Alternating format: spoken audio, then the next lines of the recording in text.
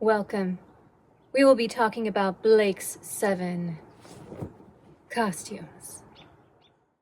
Originally, I was going to do a ton of research and have all my favorites picked out just to show you. Long story short, the internet where I record is really bad today, I think from the storm. And so I'm on my phone hotspot and I can't really stream a bunch of video for reactions. So what we're going to do is actually walk through, maybe not every single episode, but at least the ones where I remember the costumes are pretty cool. And when we get to some of my favorite, say, Servalon dresses, I will point them out. The pilot episode was interesting, but none of the costumes really jumped out at me.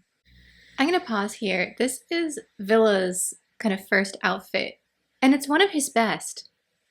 He kind of gets stuck with the, what have we got left? Kind of a costume. But here he looks fairly dapper. We've got some interesting colors. I like the dramatic collar effect we have here. The patchwork of fabric reminds me a little bit of Deep Space Nine on Star Trek. This might be possibly my favorite Villa outfit.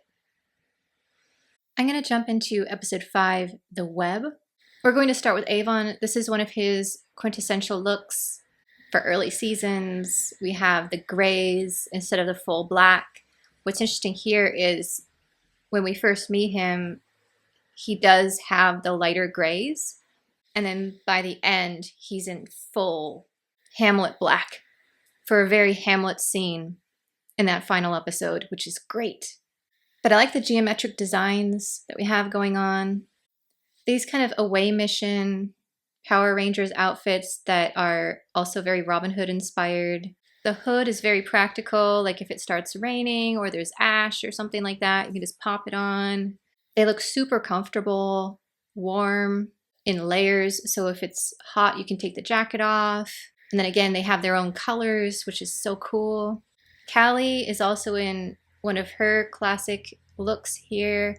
She tends to have the very drapey, flowing, bohemian look to her in the greens. We're going to jump into Seek, Locate, Destroy. As I recall, this is the first Servalon episode. I don't remember what her outfit is. But here's a great look again at the away mission attire. Avon has his gray one and Villa has the kind of reddish one. Trying to think what color I would do. I would probably be in green like Callie or a purple. Put in the comments if you had this outfit and you're teleporting down to a planet, what color would it be? You can see here, actually, there is a hint of navy blue to Avon's. Basically, I'd be wanting Blake's outfit here. In general, season 1 Blake, I love his costumes. Here's another one that's one of my favorites. We find a good spot. It's the sleeves. They're just so cool. It's like faux chainmail. And then you have this kind of velvety sheen to certain sections. It has his green and the gray. The tunic is so perfectly form-fitted. His big baggy sleeves are neat. But I do like it when he has just a really well-tailored outfit. I also didn't realize how much I missed his character being around. But I do miss Blake. I was recently watching a Buffy reaction by the Normies. Great channel if you haven't watched it. And they got to the scene where Buffy throws herself off and dies. And they're like, they wouldn't keep the show going with Buffy dead, right? I mean, it's called Buffy the Vampire Slayer. And I was sitting there like, oh, you sweet summer children. We Blake's 7 fans know just because it's the name of one of the characters doesn't make them safe. Oh, here's a good shot of this outfit with the collar, which he's kind of upturned the way Sherlock does, which is so perfect. This might be, of all of Blake's outfits, my favorite of the non-billowy sleeve ones. Maybe second favorite overall. Oh, here she is. All right, it's this one with the collar with the jewels on it. Love. I think it was a cold day on the space station because look at those undersleeves she has on. We're jumping into episode 12, Deliverance, because we get to see the winter outfits here. Jenna and Villa have their normal away mission attire on, but they added a fur hood and probably thermals underneath. Gan is over here like, it's not that cold. And Avon, meanwhile, is going, I'm not fashionable enough. And he went back to the closet and picked out his own special winter jacket. Avon and Captain Black might get along. They're both like, oh, we're in the middle of a mission. You know what we need? An outfit change.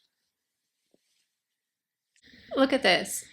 Jenna has like gloves on and her hood up, and she's like, meanwhile, Gan's out here practically in summer attire. We all have that one friend who shows up in the wintertime dressed in like shorts and flip-flops. I paused here because of Callie. This is another one of her incredibly gorgeous, drapey kind of cowl neck almost. I can't tell if it's a shirt or a little mini dress tunic-y thing, but it's just so Callie. She's always on that border between, is this elegant loungewear or is it an actual outfit you can go outside in? Is it loungewear or not? Category, and I love it. I wish I had her courage to just be like, I'm gonna be comfortable and wear my pajamas outside. Also, my pajamas look like I walked off a runway. Here's another gorgeous Cervalon dress. I love the sleeves here. The way they're pulling across the bodice just ever so slightly with a little bit of a gather here at the seam, which creates this beautiful pattern across the front of the bodice, and then a stiff collar that really dramatically gives a contrast of textures to the outfit. One of her best. We're going to jump into Aurak for reasons, but mostly to show off Cervalon's coat. As I recall, it is spectacular. This is a shot of the back of it, but wow. I love this fabric. It's kind of the fabric I have in the intro you probably saw. And this just high, beautiful white fur. She would be amazing as the White Witch in Narnia in this outfit. Just needs a little crown. So I'd probably be kind of halfway between Callie and Blake here. I like both of these, but my favorite green is kind of midway between the forest green and the light green. And this is one of my favorite outfits for Aurak. I'm kidding. It would have been cute though to give him like a little bow or something. Avon right here is what we really paused for. We get some of that really interesting triangular silver dart designs that we definitely see throughout his later outfits. What's fascinating is there's a hint of a green turtleneck here, which to me, again, is indicating this is early on. He's still kind of Team Blake. He has his own agenda here, but we have the darker gray, the hints of green, because we're seeing early Avon. I don't know if this is deliberate. This is just me looking at the patterns here. Jumping into season 2, I'm going to go to Shadow. Here we have another Avon where his decorative bits of silver have become a full silver tunic, which is very dramatic. And we got the pops of the dark gray, the kind of punk black belt. I love Gan as well here. This is probably my favorite of his outfits with the huge belt and buckle, which really emphasizes his strength and his physique. And then this lovely collared shirt that's kind of billowy, but not as much as Blake's. And then the almost surcoat looking design to the vest. And we have the textures going on as well, like we saw earlier with Cervalon, very drapey shirt fabric, but the surcoaty thing is very stiff. Gan, favorite outfit right here. This is an absolutely gorgeous look for Callie, especially when, I'll see if I can find a still. This is in motion and there's this like cape that billows behind her and swirls as she moves. I could see this as a ballet costume. I wouldn't say it's my favorite of hers, but it's maybe number 2. Here she is. Yeah, look at this, like cape going on, or part of the sleeves even. Jumping into the next episode.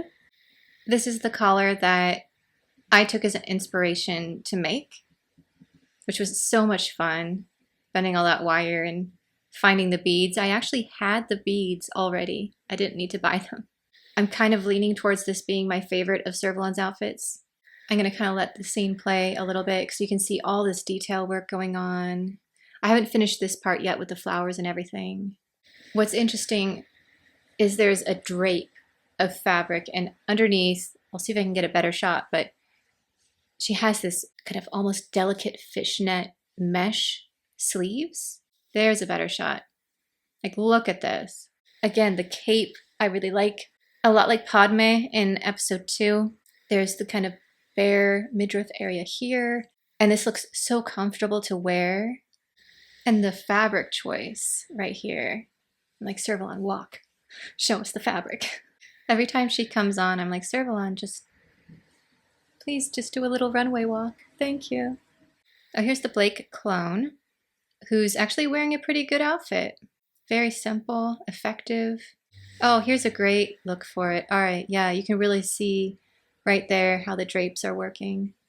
I'm jumping into episode 5, Pressure Point, because I know for a fact I adore Servalon's outfit with the hat. Here we go. Oh, and she has little gloves on and everything. Yeah. It's kind of like a riding outfit, almost. And I especially appreciate that she's wearing the hat correctly. So many film stars are pushing their hat back. Go Servalon. It's also a boater hat, which is very cool. We're going to jump ahead to Gambit, episode 11, just because this has so many great costumes in it. Look at this. Very few people could pull this off. She is one of them. Here's another great shot of it.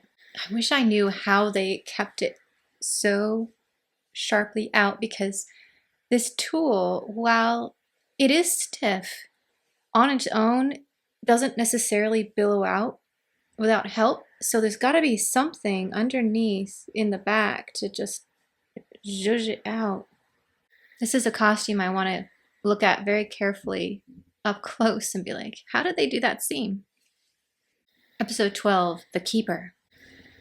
This is the reason why I jumped on this one, because I remembered I loved Jenna's outfit here. Another reason I wanted to pause is, although this is totally inaccurate for the Middle Ages, we're not trying to be Middle Ages, this is another planet. What I did like is this type of lacing, straight across.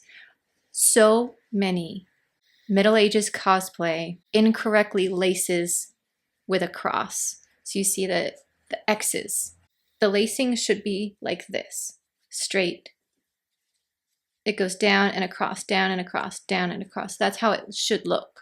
In fact, whenever I grab like holy clothing or whatever with the little lacing, the first thing I have to do is take all the lacing out and then relace it correctly, because they never give it to you laced properly. So hats off to the costumers here for this tiny little detail. All right, let's jump to Star 1. This is where we start seeing Servalon switch her costuming style. Up till now, they've been elegant, but for the most part, very dramatic. Lots of decor, huge collars. This is the beginning of the era where Servalon goes for understated elegance. She has this tiny little bit of pearls, but other than that, low collar, just a dramatic neckline, very simple, form-hugging dress. And I kind of see this as also her rise to power. So when we first saw her, she's on her way up. She has to be memorable. Now she's becoming the president. She no longer has to impress people. She has the power. Now she can just wear what she wants. And this is what she wants. This is my favorite of Callie's outfits. We got a really quick glimpse of it there. There. This is a much more structured outfit than she normally wears. But I love the boots and just the general look of it. And the shoulders, how they stick out just slightly. on the jacket, and they accentuate her beautiful legs. Just perfect. It reminds me a little bit of the one they first found her in, which I didn't show you because I couldn't understand the color on that one. Poor choice. I think they weren't sure what to do with her character yet, but this is after Callie being on the show long enough that they understood her. And this is her like action Callie outfit. Jumping into season 3, we've got to look at Dana's first amazing Artemis dress. She completely blew me away when she first appeared here. Out of nowhere, coming in with her bow and arrow, which I wish that they had kept in later episodes. That would have been great. But I love this outfit of hers. We see how brave she is, but also how caring. Like, the first thing she does that we see her is try to save Avon.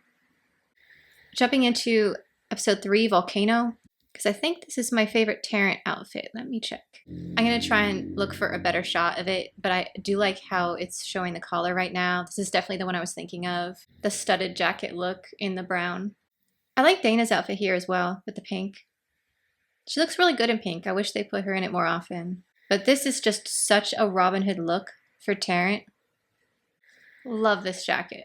He should have just worn it the rest of the series. Just remake this jacket in various colors. I would have been happy.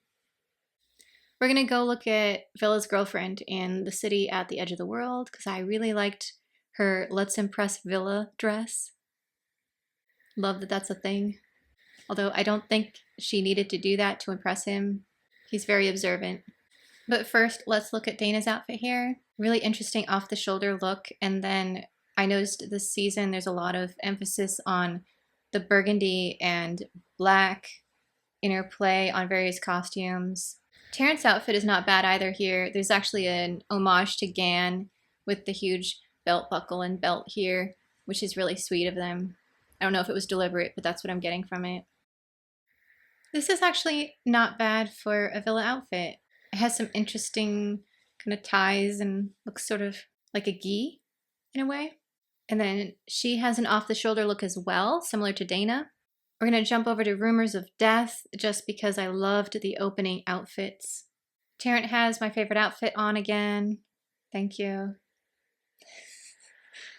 Dana's looking great. Here's what we're here to see. Look at these. Beautiful. And I think when he starts running, we see the cape. Yeah. Oh dear. A great shot of the costume where Avon's story is about to take a turn and he never fully recovers from this. Notice the costuming here.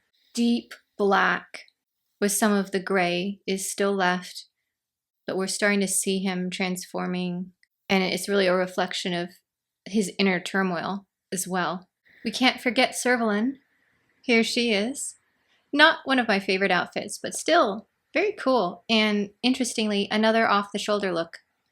This season seems to have a theme going. Let's watch it in action with the drape. Again, the understated elegance, no high collar that we've been seeing since she's been president. This is Moloch, episode 11, and I'm just wanting to show again how different Avon is starting to look. At this point, he still has Callie to be his conscience, but see how dark his outfits have become. The black turtleneck underneath, the black jacket. He still has the kind of silver piping and studding, but so different from what we saw in season 1. I also wanted to show Servalan's outfit here, which interestingly is paralleling Avon's with the black and the silver bits. And this is also where we start seeing the two of them start to really connect. It started earlier this season, and I feel like from here all the way to the end, they have this magnetic relationship of like, even though they're constantly being like, I'm going to take you down, whenever they actually see each other, they're just like heart eyes, and it's so hilarious. Which is partly why I really liked that Patreon theory of, at the end, what if Servalan shows up and saves Avon? Obviously for nefarious purposes, but it's a possible theory.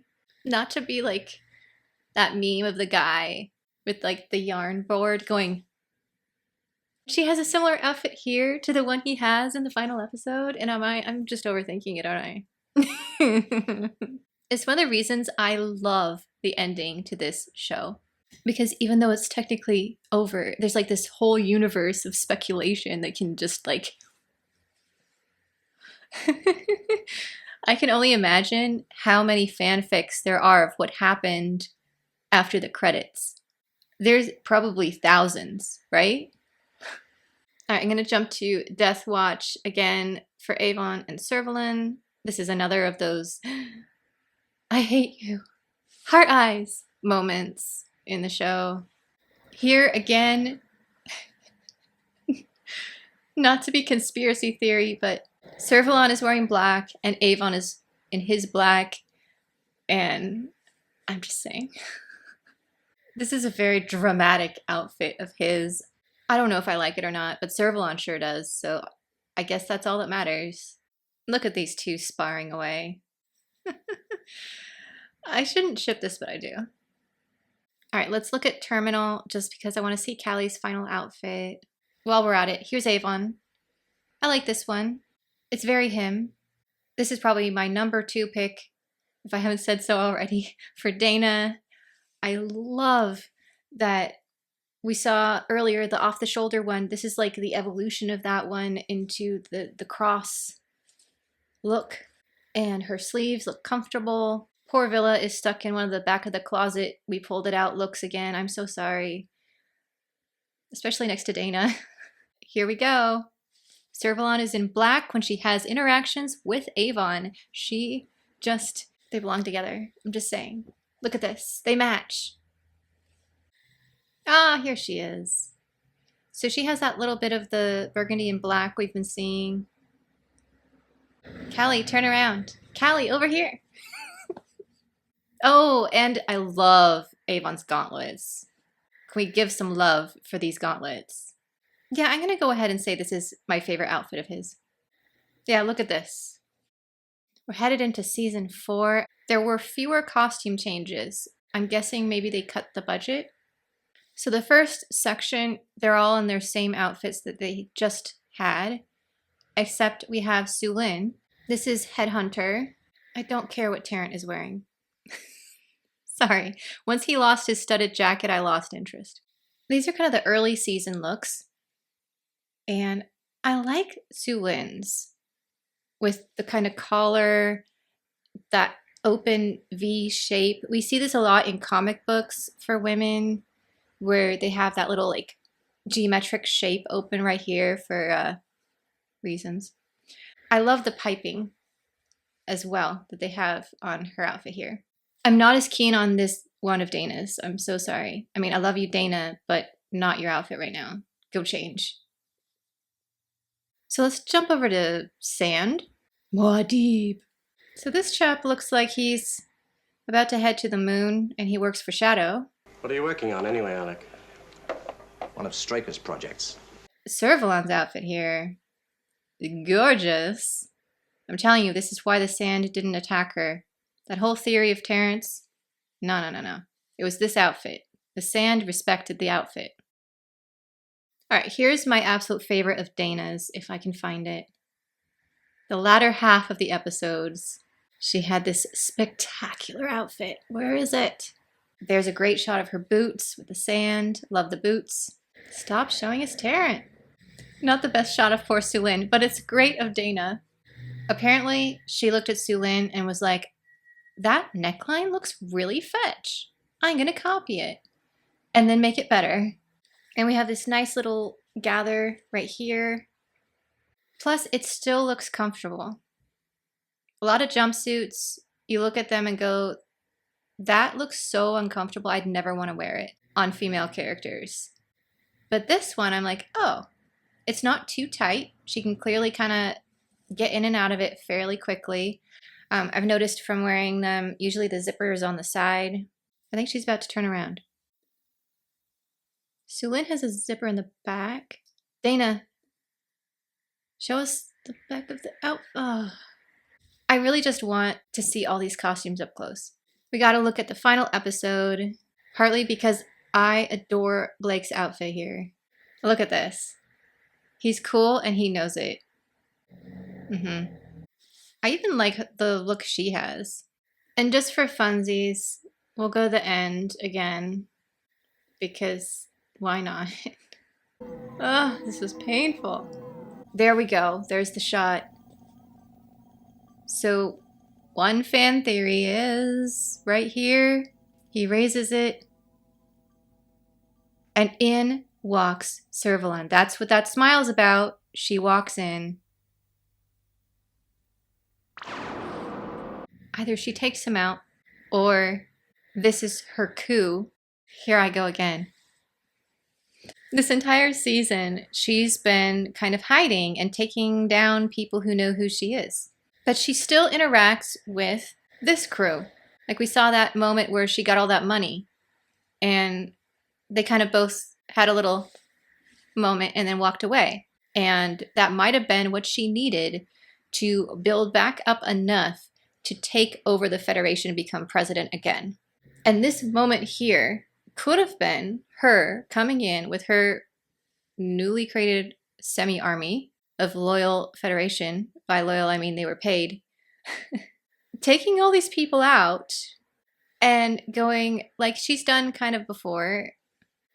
Avon, do you want to be on the winning side or the losing? Avon, being the survivalist he is, would be like, well, technically, look around. I hate the Federation. But in this moment, he might have gone along with it temporarily. And the next season could have been him trying to hide where Orak was so Servalan wouldn't find Orak. I don't know if the rest of the crew are alive or dead. I'm guessing they are all gone. Rebuilding the show again with just Avon and Orak would be compelling. But I feel like at the end of this next hypothetical season, even though there's definitely that connection, he finally has to take out Servalan. And there will be a similar bookended moment to the one we got with his first love. He has to kill her. It has been quite the adventure. I really enjoyed this show. I plan to rewatch it. Definitely certain episodes more than others, I would say. But I'm looking forward to Robin Hood.